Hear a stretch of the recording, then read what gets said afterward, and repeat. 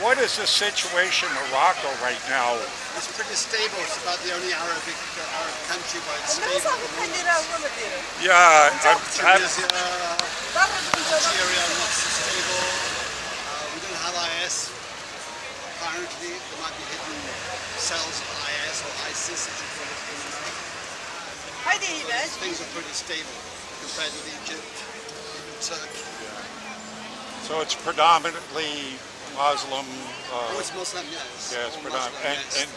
And you say one of the most stable ones in the area? Yes, they are pretty tolerant. I mean, they have Jewish people who live there in certain areas, the old towns, the Jewish quarters. How do you feel about ISIS? I feel very badly about it.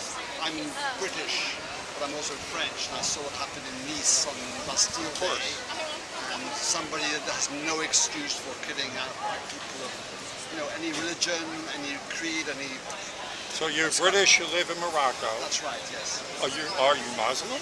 No, I'm Christian. You're a Christian. Well, I'm not a practicing Christian. But members of the family are Muslim, or you have? No. You're all Christian? I went there to work there, and I taught English as a foreign language in the French system of education. And I went for a six-year spell in Marrakesh, in Morocco. And then I went to Dubai in the Emirates, in the Arab Emirates. And then when I retired 10 years ago, I went back to Morocco because I liked it now. I've got lots of friends there. Wonderful. So you say really that you know of right now, there's no problem there. No problem, no. What do you subscribe to that, considering that area, it seems like the whole area is erupting, but you're... Because the king, King Hassan, Mohammed VI, he's got his fingers on everything. The police are omnipresent, although they're corrupt. And I think that's the way he keeps order in the country.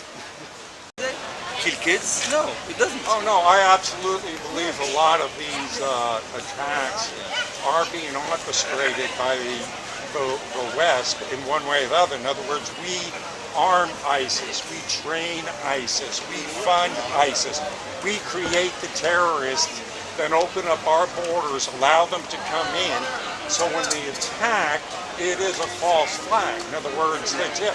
But the fact of the matter remains is they are allowing this to happen. And what I am kind of looking at is, where are the moderate Muslims? Because I just read a poll today, and this is not just one poll. This is a conglomerate of many polls.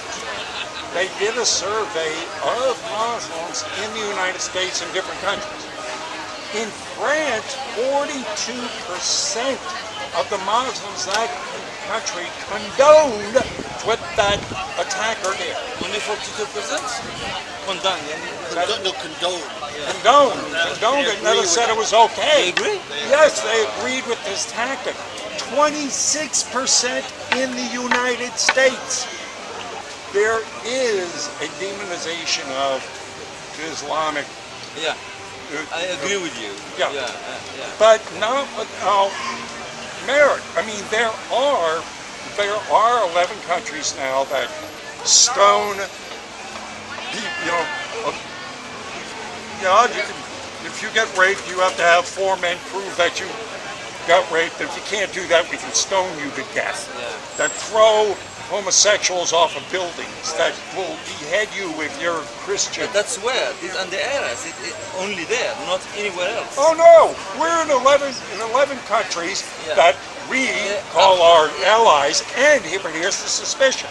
Again, when we open up our borders without screening to find out, well, are you an okay Muslim? I lived in a country for 15 years where the law says being gay, you can send to jail for 14 years.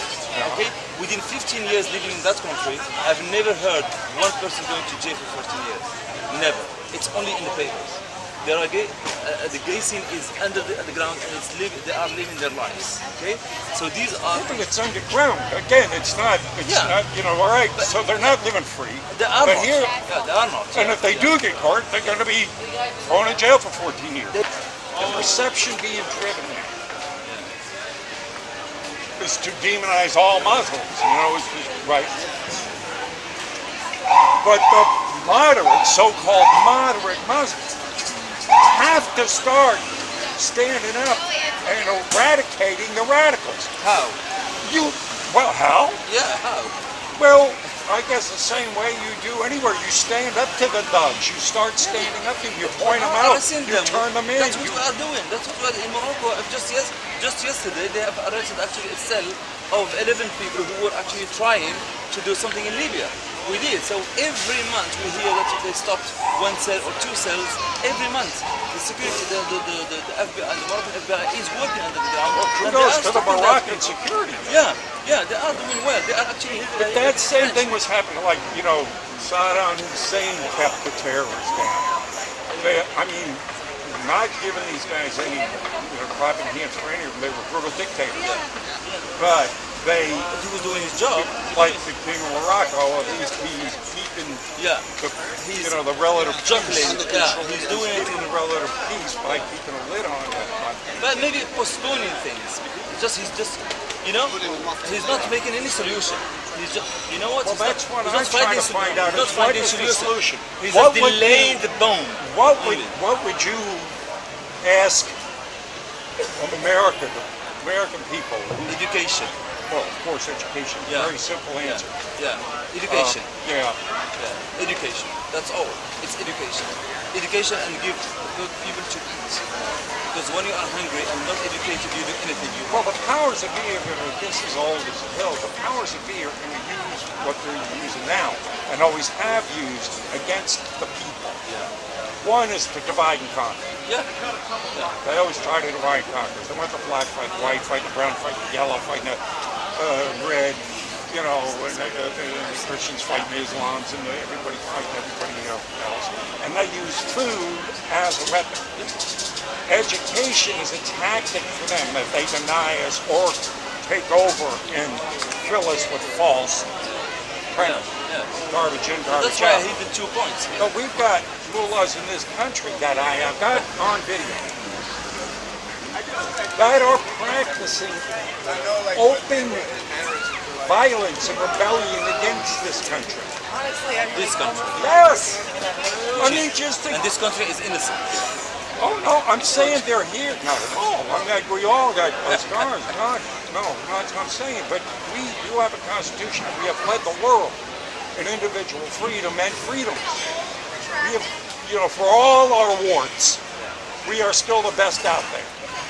You compare yourself with the rest, yes.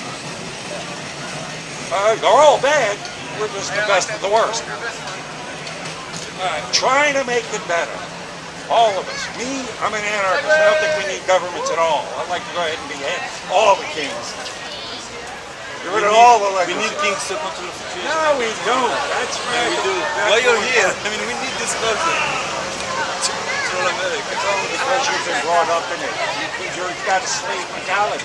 You have no other way of knowing how to live free. You've grown up in a situation where that is normal to you. To live under repression is normal to you.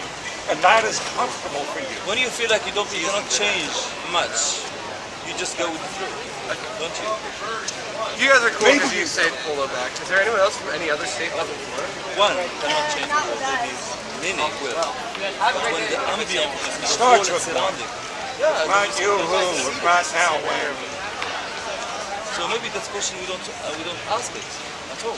I'm asking it. Yeah, well you're good because you have been, that's why I told you again, education, you had the atmosphere that you live in, the ambience, the entourage, the surrounding, all that plays a role. When you are repressed from the beginning, you get used to it and you feel like this is the normal world that you have to live in. That's why you carry on like that. Fit into the world. Yeah. That's how it is for you, but you are looking at the world but with the American eye. I look at it with my eyes. And I have not grown up in here. I grown up. That's why America should indeed pull back by example and let other people emulate. And the thing for me, America, if they are free and they're happy with their lives, let them be and stay where they are. where they are going there Oh, I'd be happy to show the example. Maybe we got 177 bases, large ones around the world. Why? Yeah, I want to see them all closed down, bro. Exactly. I want So- our border secure. Even I Iran. don't want to be messing in your business. I mean, I don't agree. You want to go ahead and run a monarchy, go ahead and do it. Yeah, I don't agree with this guy for many things, but when he said about Saddam, for me, Saddam was right. He was controlling the situation at least. Well, He was keeping peace. again, you know, in the grand chessboard of the world, here, political chessboard, geopolitical arenas that the powers that be use us as pawns in, the guys like, you know, Saddam were like, you know, rooks. There's, you know, they're used too. They're pieces to be knocked out. That's why they use him. They use all of them. They use all of them. With the recognition of this now, though, I mean, it's not like we're anymore with the internet, with worldwide communication. It's not like we're cloistered in the desert anymore. It's not like the mountains can stop the flow of information. We got something going on now that has never existed in humankind. Yeah, I mean, That it's like a small alone, village. because America is not, America's an idea. The idea of freedom, the idea of liberty, the idea of being able to rule yourself. So if you can do that, and they can, and the rest of the world can see we can do that, well then you're going to have your own revolution. And it's happening. Because the Arab Spring, because that's what it started off. You know, the Arab Spring, what's happening in Tunisia, in Egypt, Brexit. in Libya. Let me get your take on what happened in Turkey. It seems Erdogan has put down the coup. I'm not so happy about that, considering that Erdogan seems to be very, he needs to be stirring the pot a lot with Islamic. He wants to be stirring this. So how do you feel about that? I mean, you're looking at that, is that a good thing, bad thing for Morocco, for you? For what? For the whole geopolitical situation over there. But Erdogan, what he's doing?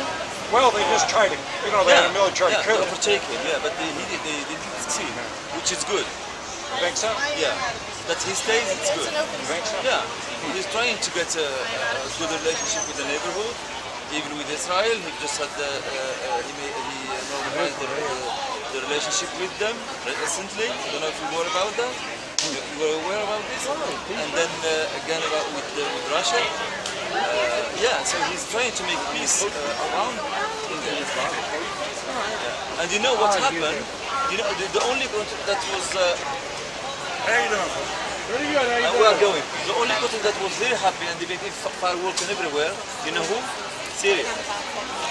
When they saw that Erdogan was not there anymore, they were celebrating everywhere. Yeah, well, That because tells you a again, lot. a lot of the arms funding the ISIS that they're fighting comes through Turkey. I mean, Turkey's a huge arms conduit for ISIS. I mean, that was brought up in Benghazi. Yeah. So Erdogan is funneling arms to ISIS. I don't see him as a bit. He's not. He's not. No, he's not. That's why I'm telling you that. No, he's not. A lot of arms are going through Turkey to ISIS. Well, to Iran and to other places, to Iraq, to Jordan. There's not only Turkey, there's a lot of borders in the surrounding area. Turkey is only one. Coming from us. That's the rub. I mean, you know, all these Or maybe arms coming are from they got you. USA all over. Yeah, and you're making money out of it. Yeah. And actually, it does. It's that way. Because I remember walking past it.